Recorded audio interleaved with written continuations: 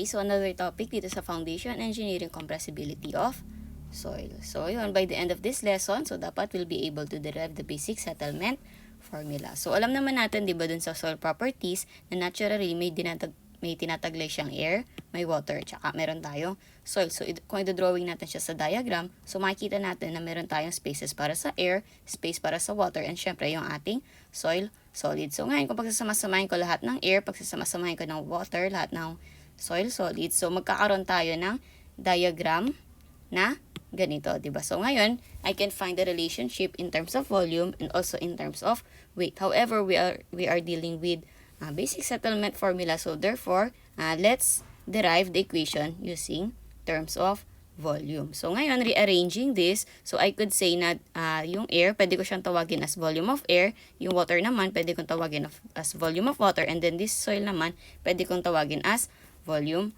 of soil. So ngayon, itong volume of air tsaka volume of water, so pwede ko siyang tawagin na volume of voids pa, diba? And then, kapag nag-compress ako or nag-apply ako ng compressive load, so syempre, naturally, mapipipi yung ating soil sample. So, possibility na lumiit yung ating volume of voids. However, makikita natin dun sa ating diagram na parehas pa rin yung ating volume of solids or yung volume of soil natin, hindi siya unaffected. Pero yung volume of voids, so dun tayo magkakaroon ng change or dun natin pwedeng kunin yung ating, sa lesson natin na basic settlement formula. Okay, so para sa ating basic settlement formula, so alam naman natin, di ba, yung void ratio natin is affected or the ratio of volume of voids over dun sa ating volume of soil. However, makikita natin dito sa ating figure, so nagkaroon tayo ng change in volume of void. So, syempre, maapektuhan din yung ating void ratio. So, magkakaroon din tayo ng change sa void ratio. So, we have this equation and then I can rewrite it as, yung volume of voids natin is equal to delta E times Vs. So, yung Vs natin, nilipat ko lang sa left side of our equation. And this equation, we can call it as equation number 1. And then, pwede natin siyang i-relate doon sa ating napag-aralan doon sa soil properties, which is yung ating porosity. So, kung maaalala natin, yung porosity natin is equal to volume of voids over doon sa total volume natin ng soil sample. And then, ginagamit din natin minsan, di ba, yung porosity natin, ginagamit natin yung equation na E is equal to 1 plus E. So, kung maaalala natin, katulad ng ginawa natin dito, di ba may change in volume of voids tayo. So, magkakaroon din tayo ng change in void ratio. So, ngayon, ito na yung ating working equation. And then, kung mapapansin natin, dun sa ating equation 1, di ba sinabi na yung change in volume of voids daw. So, pwede natin siyang ipasok dito sa ating change in volume of voids. And then, itong equation na to, ilalagay ko dito. We will have this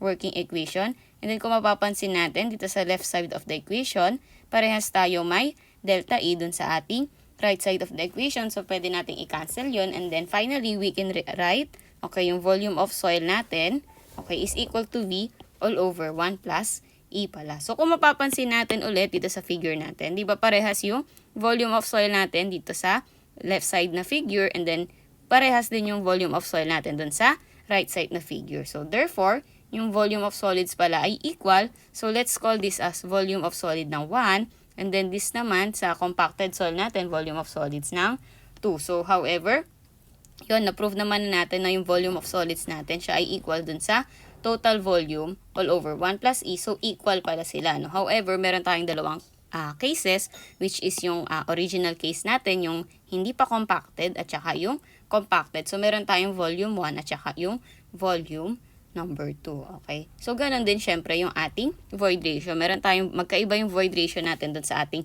uncompacted soil. So, iba rin yung void ratio natin dun sa ating compacted na soil. However, alam naman na natin na yung volume natin. So, it is equal to, H1. So, area.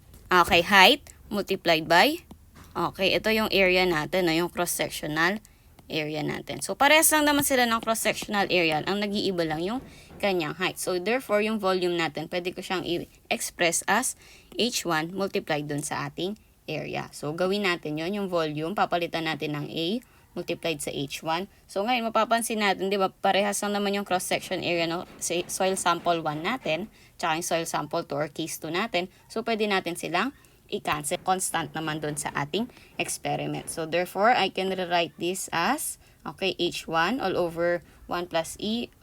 Okay, 1. Tas ganun din naman sa right side equation. Then, expressing this in terms of, expressing this H2 in terms of H1, so we will have this equation.